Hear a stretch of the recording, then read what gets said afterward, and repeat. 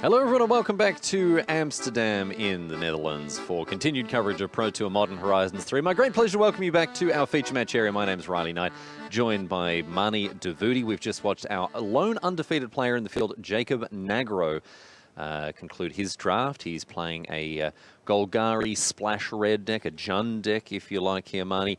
And we're going to see how it goes if he can continue his undefeated streak here. He's up against Brian Boss, who...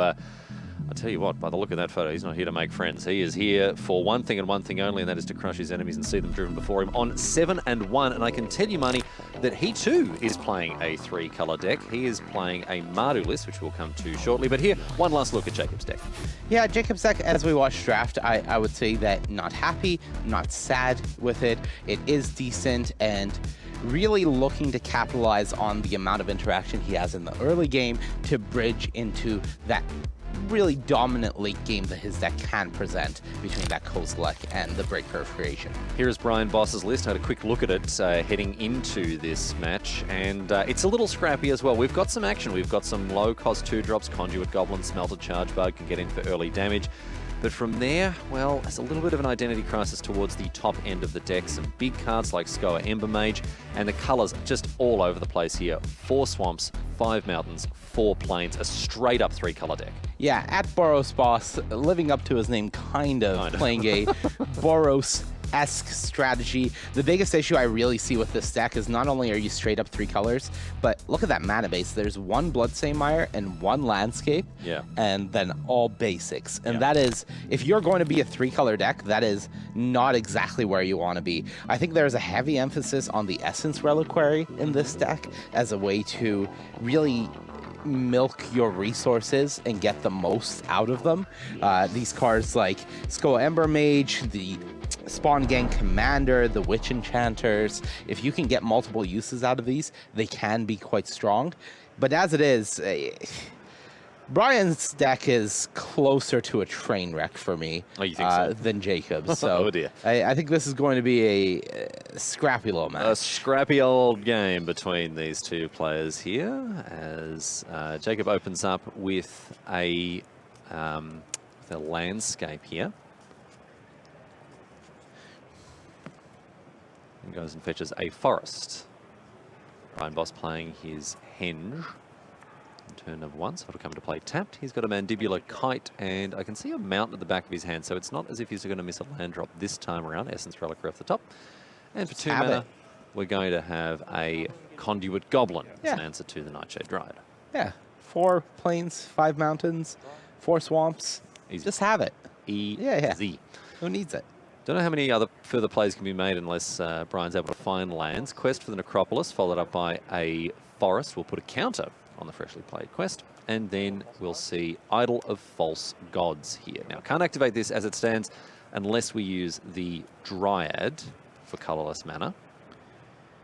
Yeah, not this turn, and I would expect that Jacob is planning on using that Galvanic Discharge, but I'm a little surprised maybe that he passed the turn, knowing, I believe, with Open Deck List, that Brian does have access to cards like Wing It in his deck, maybe opening himself up to getting an unfavorable exchange here, but if Brian does tap out for a creature, that will work out for him and give him more choices here. All right, a skittering precurse the play here, and just for those at home who may be wondering how open deck lists work when it comes to the draft rounds, for our featured drafters, what happens is, just because, you know, this information is made available on the stream, just to make sure that there's a level playing field for featured drafters, anyone who drafts in the feature match area is given not the deck list, but the list of full picks that the players made at the draft table. So you don't know exactly which 40 cards your opponent is playing, but you know from which cards that 40-card deck is drawn. Right. And again, that's just in the interests of tournament integrity, fairness, making sure none of these players have an unfair advantage. And so you are correct in saying, Mani, that we know that Brian has access to Wing It. We know it's in hand. And that's something that'll be on Jacob's mind, the fact that he could face off against combat tricks like that that would undermine removal spells like Galvanic Discharge. Yeah, it's in the pool, but of course, no guarantee that Brian is playing it, let alone has it in hand. And as we saw there, the fact that Brian was able to curve the Goblin into a creature allowed Jacob to get an extra energy out of Brian by using the Galvanic Discharge after the Conduit Goblin gave haste to the Precursor. So, Molten Gatekeeper is the play here, and this is going to meet another removal spell from Jacob as he casts Wither and Bloom, and then activates the Idol of False God. So Jacob has made sure not to fall victim to a very aggressive start. Not something that Brian's deck is really able to do unless things really go his way. But things looking okay for undefeated player here. Yeah, I would say that Brian is in a decent bit of trouble right now given Jacob's start, because that Breaker of Creation is going to be really good. Trickster's Elk, the draw here for Jacob Nagro, who's holding onto Gravedigg and Breaker of Creation. So his options here are to perhaps bestow the Elk and maybe try to get into some damage onto the spawn here. I don't mind this. This is a decent way to keep the pressure going. Yeah, you're just going to continue creating spawns, continue taking up counters on your idol, ideally, as well as the quest, and currently access to 4 mana. Of course, that spawn no longer has the ability to sack for mana thanks to the Elk. And I believe it's no longer a spawn, right? It is just an Elk now. It's just an Elk. It's been fully Elkified, yes, and therefore will not trigger the idol when it dies. Correct. Right, Mandibular Kite for Brian Boss. This is a card that a lot of people seem pretty high on. Being able to give a creature flying in the late game is really important. You were talking about Siege Smash being a way to push damage through. In this format, it does seem to be a very important thing to have a way to punch damage through in the late game. Yeah, 1 mana plays are... They have a range in Limited. Mm-hmm. Sometimes they're very exciting, sometimes they're not. 1 mana plays that are at rate and then offer more exciting options in the late game is typically something the players like, and the Kite is a great one. A 1 mana 1/1 flyer, not the worst thing. It's going to guarantee some damage getting through, and then whether you throw it away or whether you decide to send a bigger creature to the skies later on in the game, it's just very powerful. An important thing to keep in mind here is the fact that quest for the Necropolis is slowly but surely ticking up, so we're going to keep an eye on what's in the graveyards here for these players as Jacob will be able to pluck a creature of his choice. I think he's doing it right now. He's going to take Brian's Precursor. Yeah, right, okay. That's not a bad one. No. That's actually not a bad one at all, particularly as you've got that Sheltering Landscape in order to trigger the Precursor, the Skittering Precursor immediately. And that combos very nicely as well, don't forget, with the Idol of False Gods. Right, so if he sacks the landscape and gets another spawn here, then next turn, without a land, he has access to, I believe, 7 mana. But 1 land will put him at the 8 that he needs for the Breaker of Creation. Oh, we can start breaking creation here. Yes. All right, we've already smashed reality. Now it's time to break creation. A lot of cards in Brian's hand, a lot of cards he is not able to cast at this stage. Witch Enchanter can come down, of course, as a land. But we're going to see Essence Reliquary, and then what is going to be a tap land here for the Witch Enchanter? Yeah, this is not exciting. I think he would have loved to be able to use that Witch Enchanter to get rid of the Idol of False Gods or even the Trickster's Elk potentially. But as is, you can't afford to be missing too many land drops as your opponent is pulling further and further ahead. So Brian making the choice to play the Witch Enchanter. And of course, with the SS Reliquary, one of the cool combos with these modal double face cards is you can pick them up later in the game. So if you've made your land drops, you can use the Essence Reliquary to pick up the Witch Enchanter as a land and replay it as a creature to get that ability. So not the biggest cost to let this one go in this spot. I think Essence Reliquary is one of those cards that people just immediately dismissed, right? Like this is constructed or it doesn't really do anything. In this format, it actually re-triggering into the battlefield on cast effects too, as well as recycling or reflipping your modal double face cards. Has a lot more going for it, and I was surprised to find out just how high people ended up on Essence Reliquary after the end. And I believe part of that credit goes to one of the players in our featured pod. Jason Yee was a very vocal advocate for the card. I believe Jason wrote an article or at least some content on their Patreon about the Essence Reliquary and just how good it is in the format. And as one of the best limited players in the game right now, Someone worth listening to. continuing to prove, Yep. turns out people like to listen, and opinions started going up. Well, and here now we have the Breaker of Creation. This is going to gain a bunch of life here. This is going to end the game. And then end the game on the spot. Didn't get too much of a chance to talk about this very, very exciting card. But for those of you who did catch a glimpse of its ability, when you cast this spell, you gain 1 life for each colorless permanent you control. You know what's colorless permanent, money? A land. Yeah.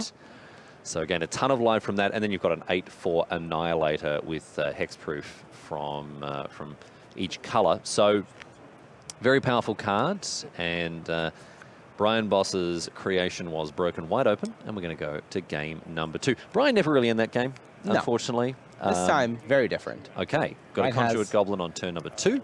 We've got other early plays. We've got Unstable Amulet, so things looking a little bit better for our Boros or Mardu player. Most importantly, all 3 colors in hand. Okay. This time, Brian has the Swamp, still has the Witch Enchanter available, has a Spawn Gang Commander, though currently no colorless mana available. Of course, the spawns that the commander makes, they provide colorless mana, so in a pinch, you can sacrifice a spawn to throw another spawn to the commander's ability. But as things stand, Brian is in a slightly better position in terms of being able to stay in the game. Dream Drinker Vampire here. Might be able to stem the bleeding a little bit in the face of this Conduit Goblin, but the bleeding is actually not going to be too severe, as we see everyone but Brian manipulate his energy totals there. I enjoyed watching that. That was very good. Immediate activation of the amulet, plays a mountain and says go. Back over to Jacob here. No attacks with the Conduit Goblin. That Dream Drinker Vampire standing in the way. And the Goblin, of course, providing a lot of utility in getting other creatures in the moment they hit the battlefield. So not wanting to throw it away. Yeah, Amulet is a really exciting card because it goes sort of against the typical pattern that we see of similar cards. Yeah. It's usually you may play it until the next end step or until the end of your next turn. Yeah. However, the Amulet says you may play it until you exile another card with Unstable Amulet. So you see players just activate it immediately because if they hit an uncastable spell, that's just going to be there. It doesn't matter. And just if you hit a land, you play it. And we're seeing that happen just here as well, Money, as we see Pinnacle Monk replace the Wither and Bloom that was used to remove the Dream Drinker Vampire.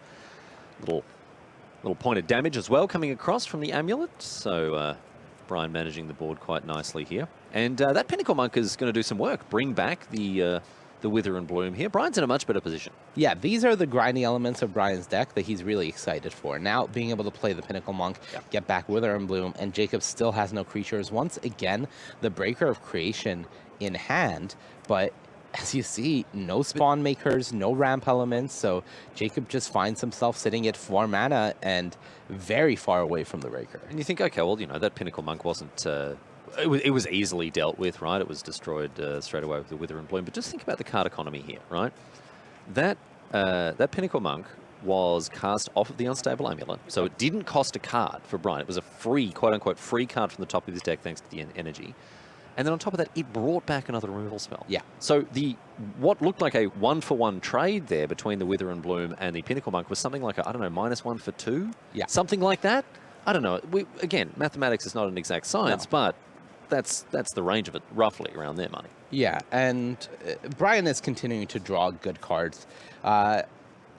Almost saving grace for Jacob is Brian's deck isn't a dedicated energy deck, so he's not going to have the infinite train with the Unstable Amulet that we have seen in the past, but it has already done more than enough work. This is much better stuff from Brian Boss here as we see him activate the Unstable Amulet with the mana from the Smelted Charge Bug and then play an Ophiomancer. Fans of Commander will have known this card for a very long time. It's been on EDH tables for quite some time and now finally joins the modern format and just essentially means you've always got a relevant blocker.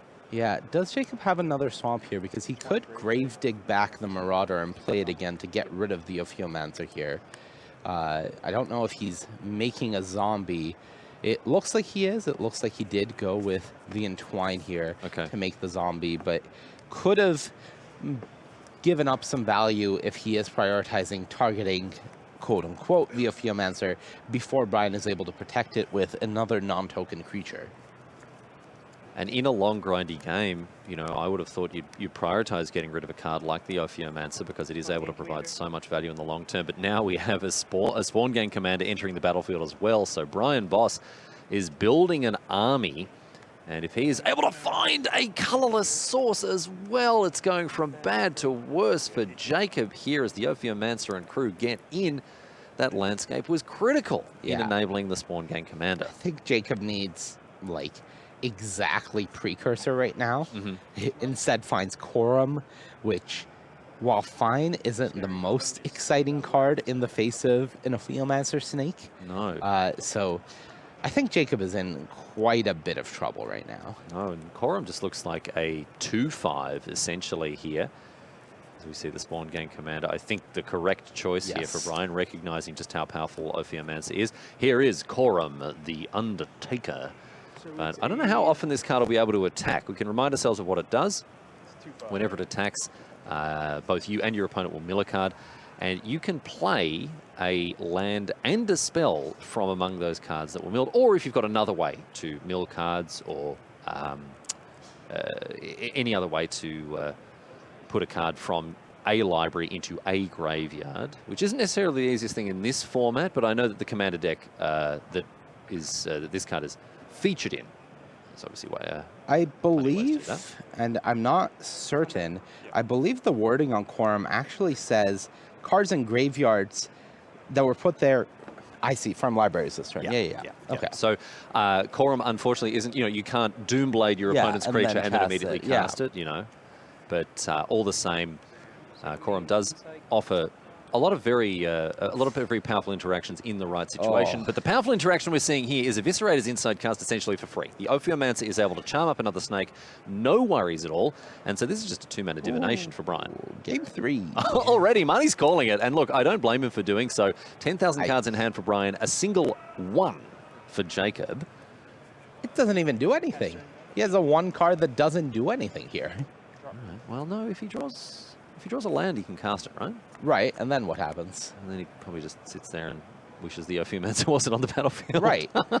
That's the issue, is the Snake Boss is continuing to Snake Boss. And found a foul strike here. Like, do you have to attack with Quorum just to be able to get that ability and hope you hit a land and trade it with the snake?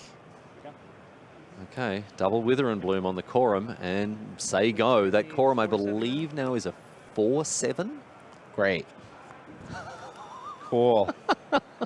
No, this is good. That's really good. Marty's having a great time. As you can tell, we're going to see a Spawn sacrifice to flash that insight back here. So Brian firing on all cylinders. Yeah, Brian taking no risks, not sacrificing the snake that would just come back at the upkeep. Just says, "No, I'm going to keep this one around." Yep.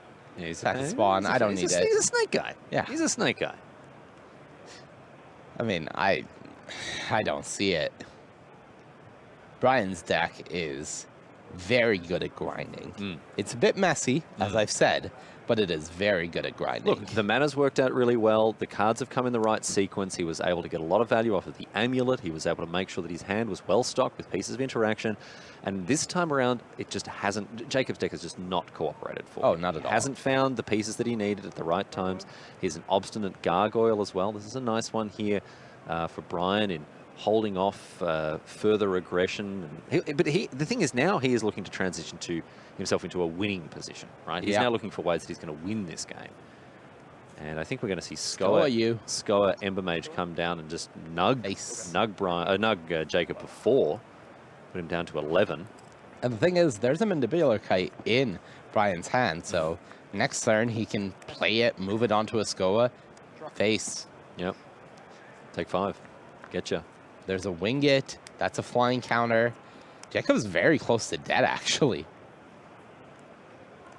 Yeah, between the Mandibular Kite, which will cost 4, and the Wing It, which will cost another 2, that offers a huge amount of damage potential here for Brian. After a disappointing game number one, he'll be very happy with the way that this one has gone. Oh my goodness, and it's just torturous here for Jacob Nagro, who finds a Dryad instead of a land. So that will enable the Breaker of Creation next turn, but it may be too little too late. Does he have a way with mana to get a counter on the Gargoyle? That is the question. Also, Jacob has this Foul Strike in hand. That's something that Brian has to be aware of when going for potential flying as a card that is in the pool. It's not castable here. Not right now, it isn't. No. Just a single green mana was all Jacob had access to here. So we're going to see Wither and Bloom on the Dryad. That's not going to be able to stand bleeding. And a counter on the Gargoyle, which means it'll be thrown up into the skies now as a modified creature. That's 3. Wing It is another 6, so that's 9. So Wing It on the Skoa Ember Mage. Yep. Do you have a flying? A 6/6 and a 3/3 flyer.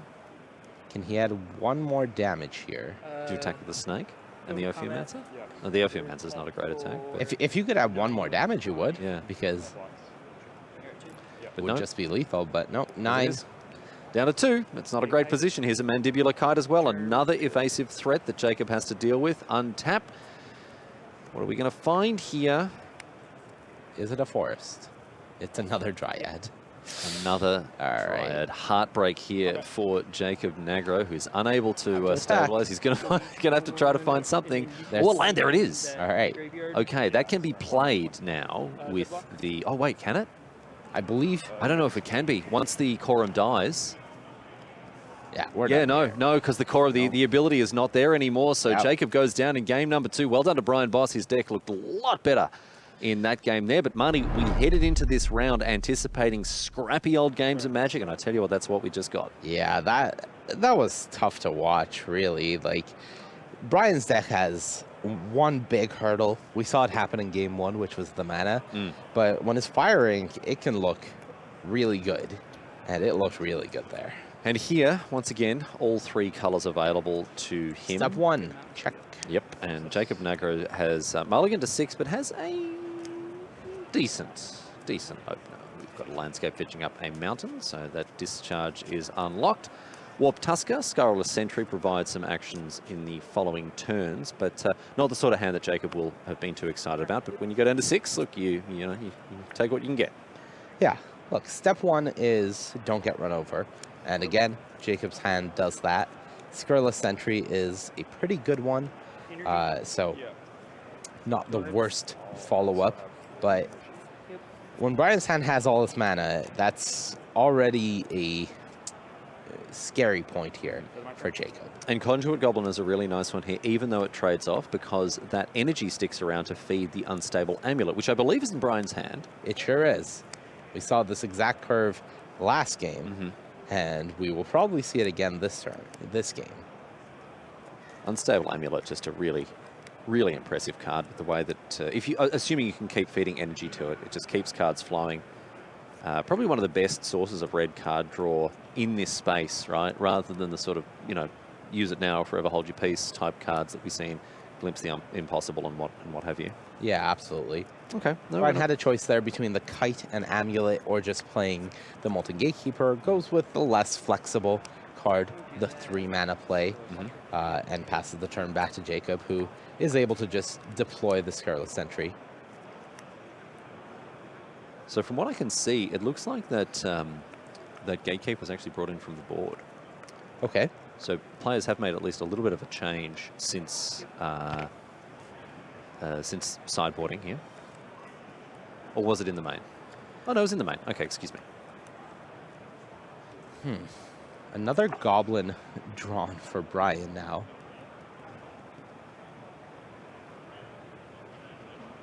I think this is the turn you want to play the Amulet.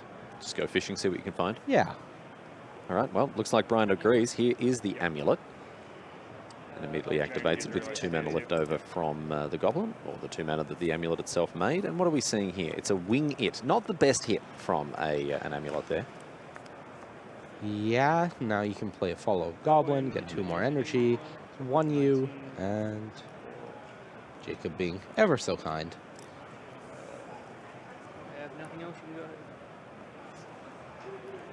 With that Scurrilous Sentry proving an effective roadblock at 3-4. Decently statted. And Jacob has a Wither and Bloom and picked up a second Galvanic Discharge, so now very much able to start attacking and try to get through this, I don't want to quite say mana clump, but a bit more lands than he needs with the current hand. Of course, his deck wants those lands eventually, but currently the removal spells are a lot more exciting. So the Sentry will get in with Menace, of course, and discarding a Forest here. So no extra counter with Connive. Brian did just take it. There's no point in risking anything in that spot. You get blown out pretty heavily there if your opponent has a removal spell, which is, you know, something that good players will sniff out. Monumental Henge, one of my favorite cards in this new set. The Kite, And one here you. is the Mandibular Kite. Yep. Turn. Jacob says okay. Give me one. It's you. Gatekeeper's been good in getting a couple points across. Now this is an interesting spot for Brian, because if he doesn't play the Winget, then he is sacrificing the ability to activate the Amulet again. If he goes for the Winget aggressively, then he is allowing himself to get blown out by a removal spell. If he just attacks with the ground creatures, he's giving Jacob the ability to trade with the Dryad. So he has to choose which avenue he really wants to go down here. Mandibular Kite is going to pick up +1 here. Go to attack. haste, I'm going to +1/+0, attack thanks to everyone. the Goblin when they Four come. blockers, I'm going to And a cast- Winget Yep, thank you. Where's on it the going? Germ, I believe. I'm going to cast the. It's going on the Gatekeeper. Oh, no, it's going on the right Gatekeeper. here, Okay, just excuse me. this blue one. Makes sense. 1 damage from the Amulet, and Jacob will have a response. So Winget on the stack. We'll see Wither and Bloom on the Gatekeeper, which don't forget does have Unearth, so its story may yet not be finished. Yeah. So the question is, will Jacob trade, and will Jacob also prioritize removing the Kite? The answers to those questions, Marnie, in order are yes and no. All right. Go to 1 energy. Let's have a look at what we see off of the Amulet here. And you can see Brian writing down his energy totals as well, which I believe is a requirement at professional rules enforcement level. It is. Energy requirements do need to be kept track of with pen and paper. The reason we are using dice energy counters as well is for the benefit of the viewer For experience. the viewer experience, Marnie. Yes, we do want, and of course our benefits as well, because I don't know about you, but I can't read those papers. No, it's very difficult. It's tough. Very, very difficult. I'm at old. this- at this I'm angle. wearing glasses, and Yeah. it's still tough. Yeah. Combat. We're going to see Wither and Bloom put a counter on the Sentry. MVP filler Void Pouncer in Jacob's hand. Yep. Yep, that Filler All-Star. the 23rd card classic here. Yep. In Void Pouncer. Let's go Ember Mage found with the amulets, and with another land, that Ember Mage could be coming down this turn even. Yeah, and you did see Jacob put that counter from Wither and Bloom on the Scurrilous Sentry, just to make sure that even if he is discarding a land to connive, he does have a 4/5, so this Ember Mage can't shoot down his creature. Something that he does need to be worried about is his life total, considering he is at 9, but does have leftover energy from the first Galvanic Discharge to take care of that Ember Mage, and now he can kick this Void Pouncer and really get aggressive. Actually, yeah, this is a lot of damage, right? This is 10 damage coming across here. It's, I believe, 9 currently. Could be 10. Could be 10 with the the connive, yeah, but true. Yeah. it won't be quite lethal regardless. The bigger issue is one of these creatures has menace. One of these creatures has a trample counter. Yeah, true. So now Brian is looking at 2 creatures that are quote-unquote lethal with 1 removal spell in hand. Shifting Woodland, the discard here to the Connive, so we see Brian go down to just 3 life. What's he found off the top here? Ophiomancer. But there is an issue. He can't play Ophiomancer and Breathe Your Last this turn, because the downfall of Brian's deck, of course, as we've mentioned, we've harped on it a bit, We have. it's the mana. Yep. And where a 2-color deck here would be able to go Ophiomancer plus Breathe Your Last, Yep. Brian is going to go breathe your last, your sentry, gain 1 life, block your trample creature, and die. We'll kill this So guy. we're going to see a Don't block your menace creature and die. die instead. Yes, and look, this comes back to 2 of the things that we were discussing here. No. Yeah, okay.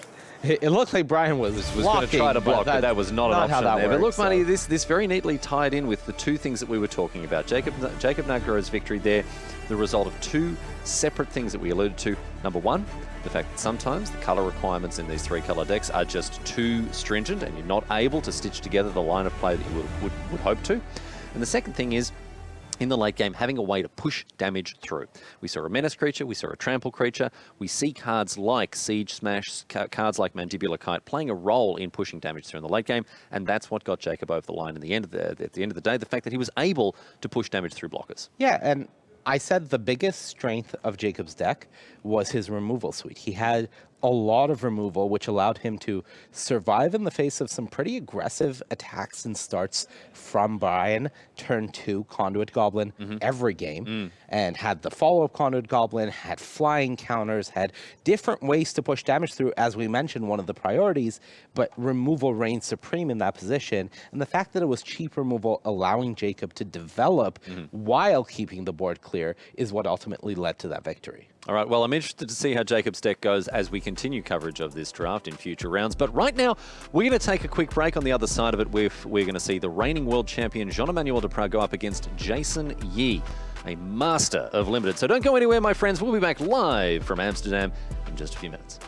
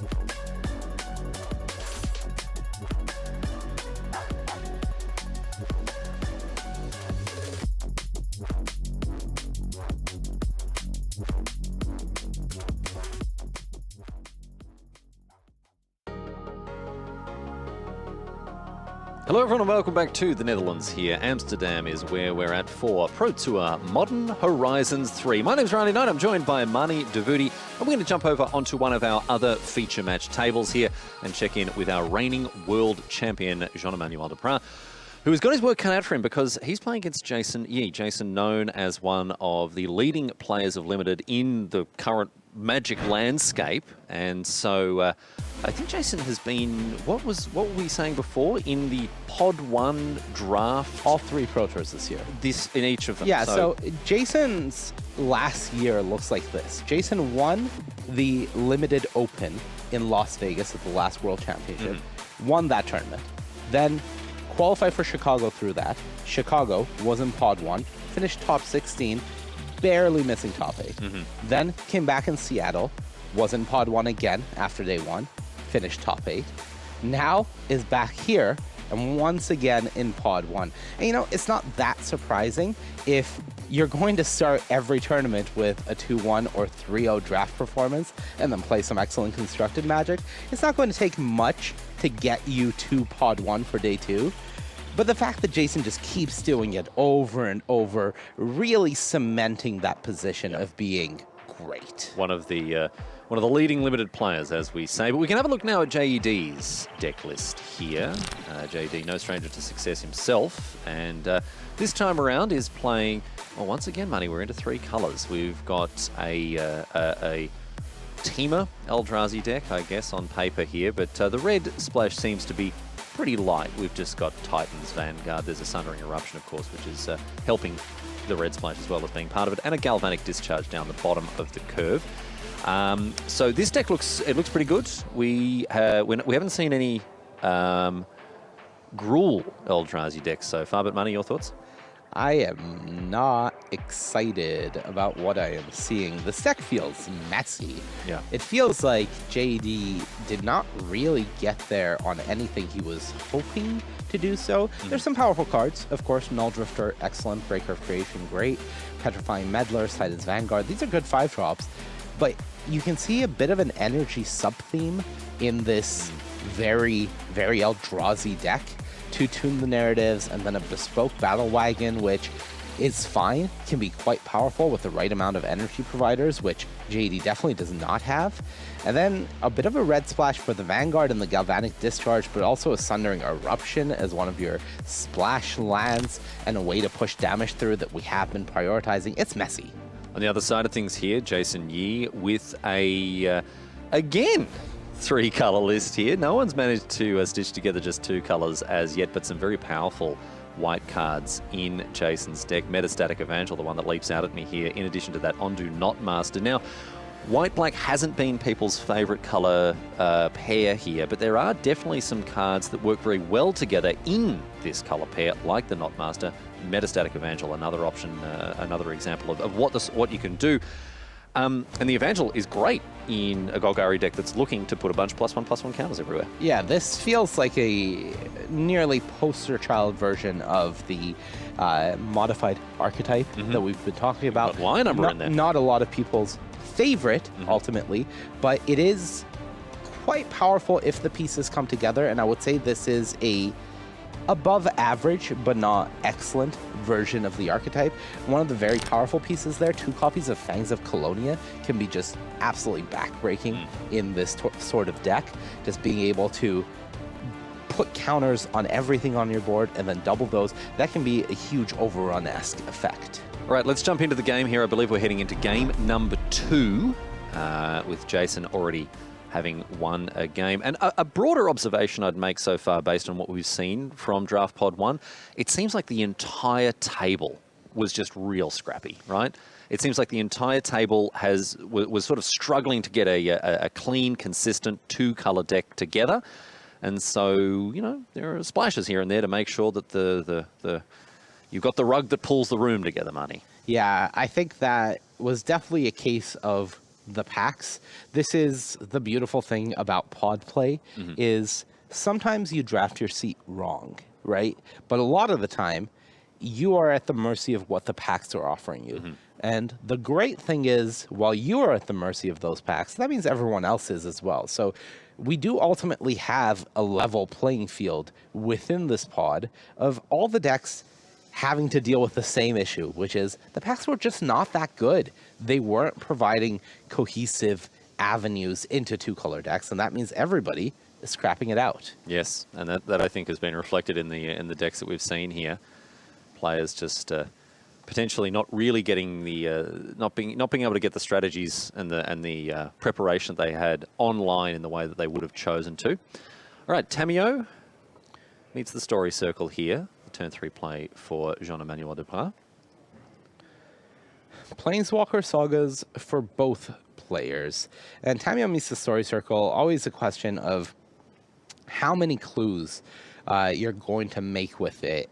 And typically how many clues you make is, to me, a bit of an indication of how bad your hand is. Well, this is an interesting point to raise here because I'm sure, like many people viewing the stream right now did, I listened to the Limited Resources set review when it was released a couple of years ago. Our good friend Marshall Sutcliffe and Louis Scott Vargas talking. Never heard of him. Never heard of him? No. How quick you are to forget. Ah, yes. Marshall, I know you're Have watching. I met my him? friend. We miss you very terribly. Marshall, of course, been unable 10,000 years. unable to make it to this event, so I'm trying to fill his enormous shoes and doing the very best job I can. But no, look, in this, when evaluating this card, I think Marshall's comment was, this may as well just read discard your hand, because that's what you're going to be doing every single time if you can afford to, right, to get as many clue tokens as possible. And look at this, Jean-Emmanuel Duprat discarding enough cards to get himself 4 clue tokens. So he's not going the whole hog, but at least the partial hog. He went 2 lands discarded, 4 clue tokens made, and then had a follow-up.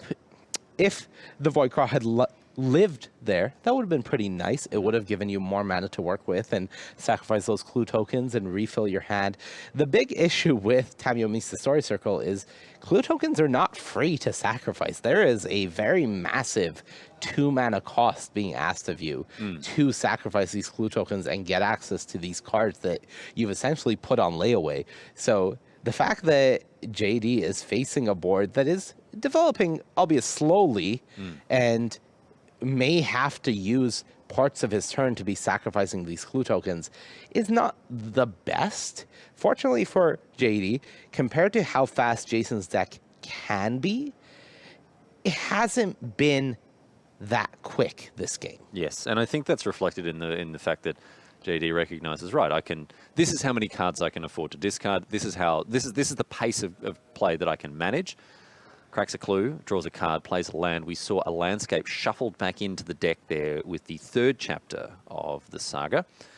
And now for Jason's 3rd chapter, an insect and then an attack for 2. The follow-up play here.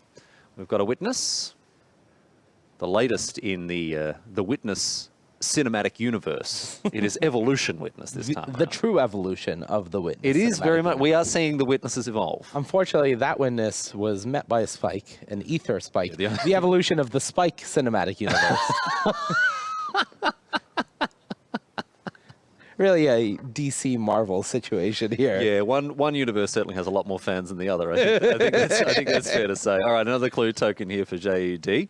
He's getting some good value off of this Tamiyo Meets the Story Circle, and I think he chose his moment well to try to get that value. He does need an answer to these bugs, or indeed, Marnie, the creature that Jason may go a-fishing for with them once the 4th chapter of the saga resolves.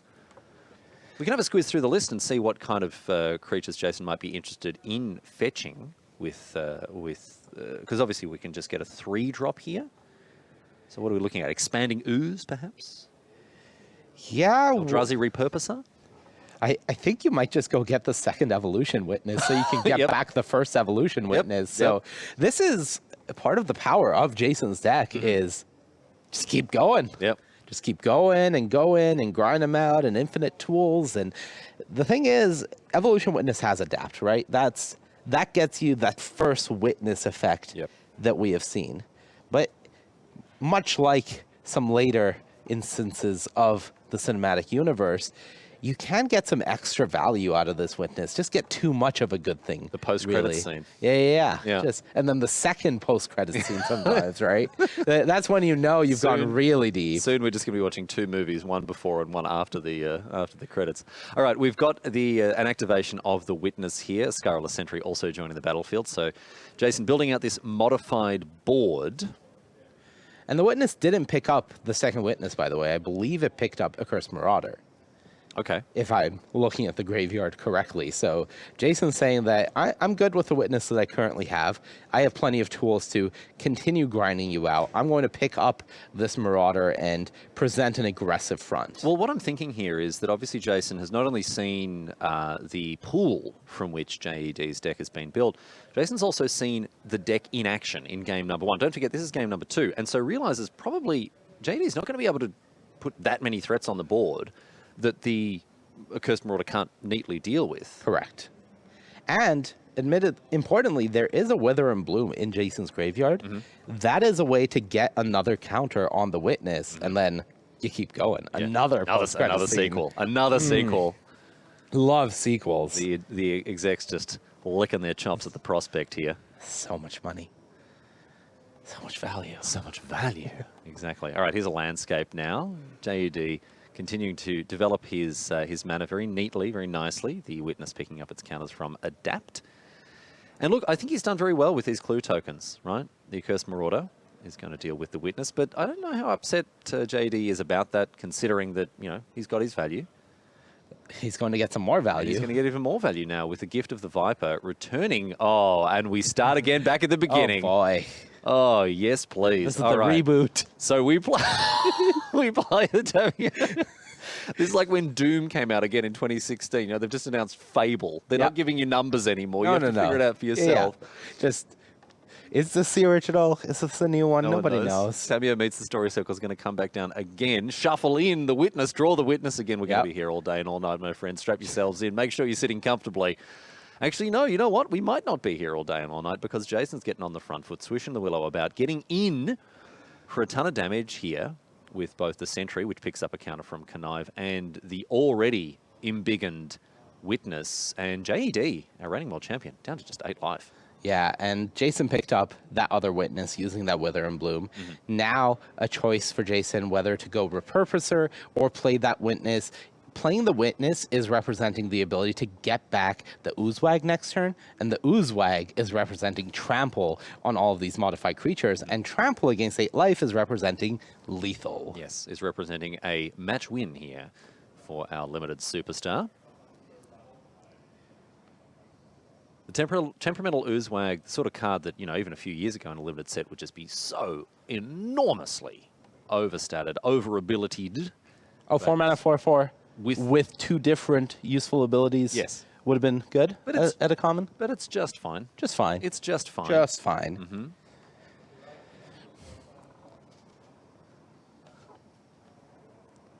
So we'll see what JED's response is, how he intends to deal with the predicament he's in, and what he's going to do is draw another card with the clue token. So he got through all 4. I think we're done here. He got through all 4, but this may be a sign of desperation rather than dominance here. So Tamiyo meets the Story Circle is going to slow things down a bit. Okay. Though not able to cast it. And this also slows things down a decent bit. Though I believe Jason can just get back the Accursed Marauder and play it again, and I think that's just lethal. Yeah, Accursed Marauder showing its strength here once again. I'm doing some mathematics here, and I like what I see on Jason's side of things here. Okay, just an attack, first of all. Test the waters. Block, trade. Okay. Okay. And we'll see what comes next. This Accursed Marauder, sorry, the Scurrilous Sentry is not going to untap next turn, right? It's got a stun counter? It does. Well, that was the stun counter turn. The stun counter is gone. It will be untapping next turn. The Fetid Gargantua comes down. We do know JD's deck has 1 copy of Galvanic Discharge. Perhaps that is what Jason was playing around by not going for the Evolution Witness activation there. Perhaps just feeling like I'm so far ahead that I don't need to go for lethal quickly. I can just continue closing the walls in, presenting pressure. I know that when I get my Scurrilous Sentry untapped, I'm going to be able to win this game.